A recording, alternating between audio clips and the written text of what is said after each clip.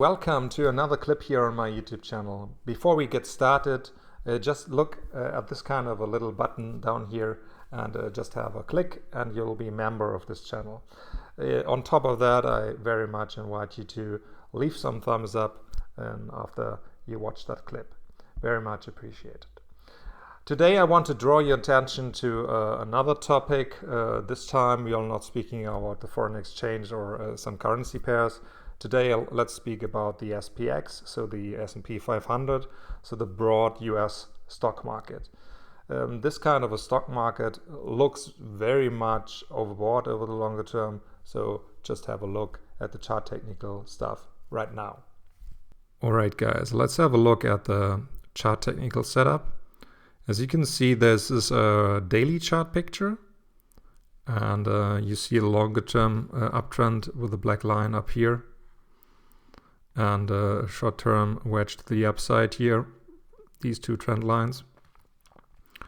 And you see the typical Fibonacci setup I simply use a lot. So where is the biggest move? It's not very difficult to find that. If you go back, you see the typical pre-corona crisis level and the high here around February 2020, and you see the low March 2020, and that's why you simply use these 2 points for a Fibonacci setup. So the 100 and the 0, and the typical Fibonacci projections been built by the platform to the upside as well. So you see a couple of projection levels, for example, like the 161.8, the 223.6, the 238.2, and the 261.8 level. So projection levels mean just to give you something like a hint where this market could really move into, and where to find some possible resistance zones. Of course, we do not know anything about the trade marks where we are heading to. That's why we see a lot of question marks here, and possible moves to the upside and downside as well, because we all have that same problem together. We don't have anything like Merlin's glass ball, right? So that's why the question marks here just placed around all these kind of arrows. The arrows simply are drawn because of the reason how this kind of a market could behave. Just to see a first correction to the downside here, back to this 161.8 level here, just back down here, or a possible move more up to the road in direction 200, and the next projections up the road, as you can see right here. There is a possible retest, of course, not only at direction the 161.8 level, there's a possible retest scenario as well to this long-term trend line here. And just in case, not to shock anyone, but just in case, it's just something like to be drawn into here as well, just to have a look at the possible downturn, or how much it should be to reach that 100% level, pre-corona crisis high level around here. You see this kind of arrow from the current levels down to this 100%. And it is also very important to say that this is something like a minus 22, minus 24% move to the downside here. So that's quite heavy. That would indicate a real crash. Right now, from the fundamentals and just from the target rate from the Fed, there's nothing to indicate stuff like that. It would be something around the corner, something like a panic move. Of course, we don't know anything about that right now, and it seems to be smoothing a little bit around, and possibly having some corrections to that 161.8 level. Just saying, it's just a feeling, but there's nothing like a big move to the downside, because we are not there yet to see something like rate hikes coming into the next month. We all know they are indicated for 2022 in direction 2023, so not much to worry from the rate hike perspectives. The only thing you have to worry about is inflation. Right, just have a look at the chart technical stuff. On top of that, we see that here down here, there's a RSI, so Relative Strength Index. And of course, this is a daily chart, so the daily indications are not overbought yet, something like way under 70. If you check out the same chart in a weekly mode, you will see that it is already overbought with a number over 73. So just saying it is overbought on the longer term, and it might be something like a hint. We could have a little correction. We could have something like a bumper of 100 to 150 points to the downside and move back up again. So this would fit into this kind of a theory that summer is not the strongest part of the whole market. So we see this is the end of July move right now. A couple of boys out there possibly take some chips off the table, but just saying that we are going into August, and August is not only the strongest month of the S&P 500, it might be something like in direction September and October. Okay, back to fundamentals, and let's just check out a couple of things about the Federal Reserve right now. Let's have a look at some facts. So let's face the facts. You see a Federal Reserve telling you there is nothing like a rate hike coming around the corner. You got a Federal Reserve telling you, guys, there won't be anything like a Fed rate hike into the next 6 months. There won't be anything like a rate hike over that kind of period, even until the mid-year 2022. How do we know? From the point right now, you just check out the FedWatch tool from the CME group, for example. You'll be seeing that you got probabilities going to zero until the end of the year that there is no rate hike around the corner. You'll be seeing that we have a chance of a more than 50% chance of a rate hike only from July, August 2022. So that means that the current Fed projections we know so far are telling the truth. The Fed projections, they are telling us that the interest rates are going to move in direction of a 1 or 2 rate hike scenario until the end of the year 2023. So that's a long time. There's a lot of water running down the river until we see something like a rate hike. And regardless, the CPI inflation data, US inflation data, is around 4 or 5% or 6% a year.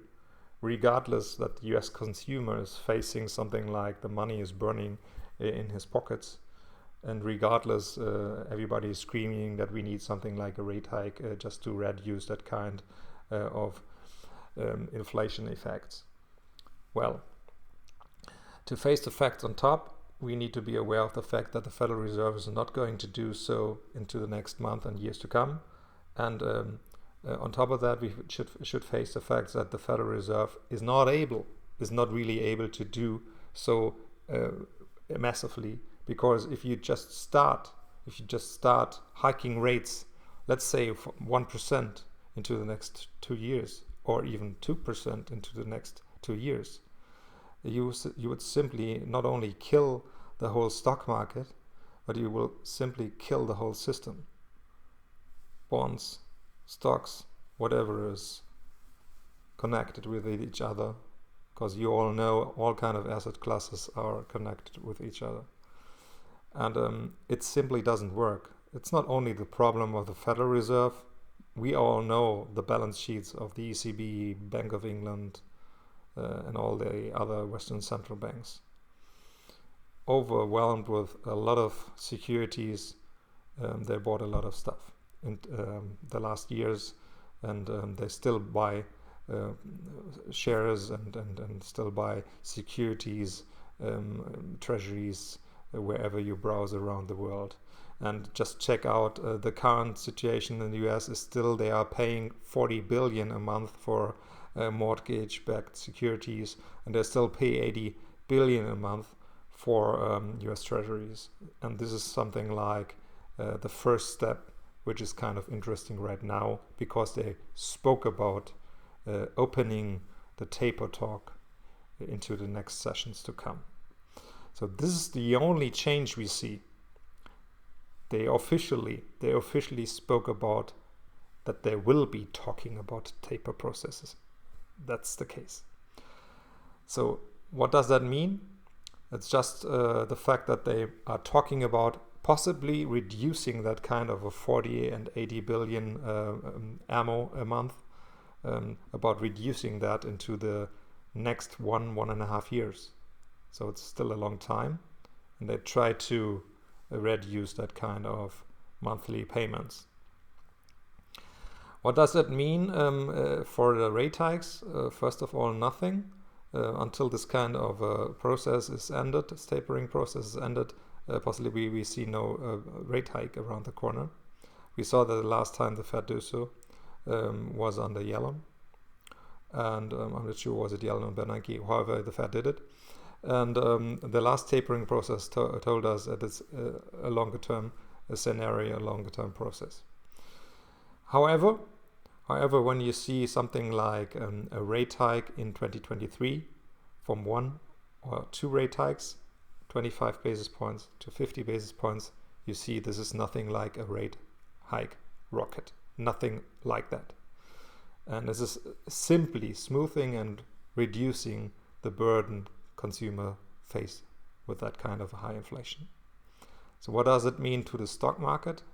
And regarding the stock market into the next 6 to 18 months, it is something like a smoothing action of the Federal Reserve to smooth that kind of a distribution process possibly. So the longer US stock markets are moving up, slightly up, the longer people are convinced this is something like a stable thing to invest in and to keep on investing in. And this is something like a distribution process from the strong hands to the weak hands.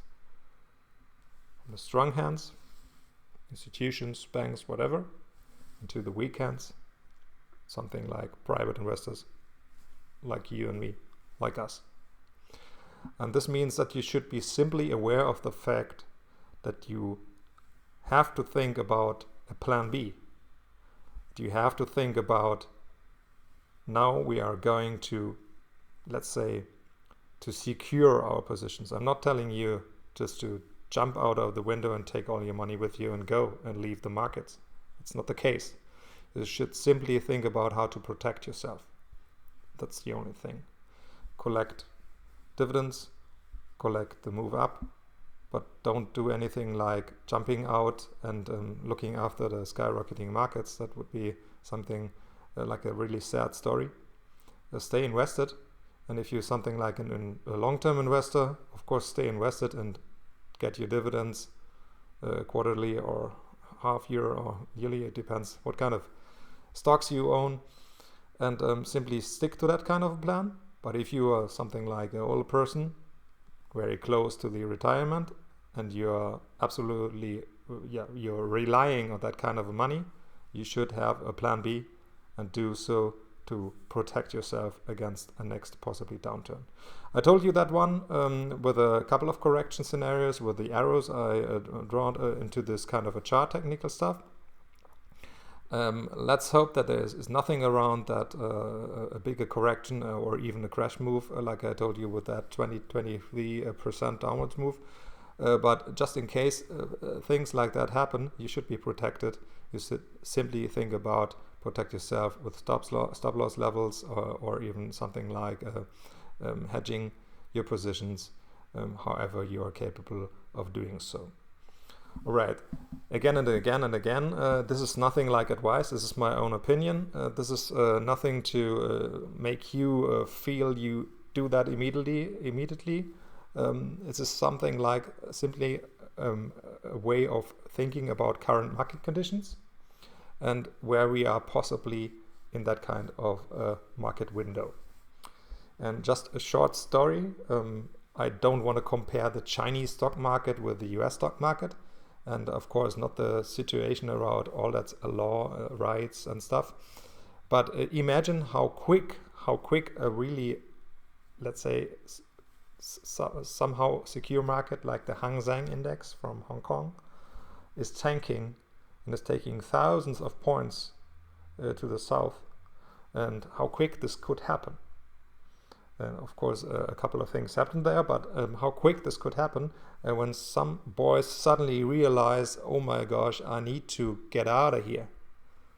And it's just 2 or 3 days and thousands of points are gone. Of course, this is not going to happen with the S&P in that kind of velocity, but you should be prepared for something like event, whatever is coming around the corner. Just telling you. I wish you a happy weekend, of course. Let's keep on doing that at the Friday sessions, like I promised you. And hopefully you will be leaving up some thumbs here, leaving some thumbs up, that's the way. And if you like, again, to be a member of this channel, just have a click here. Thank you very much. Have a sunny weekend and see you next time. Bye-bye.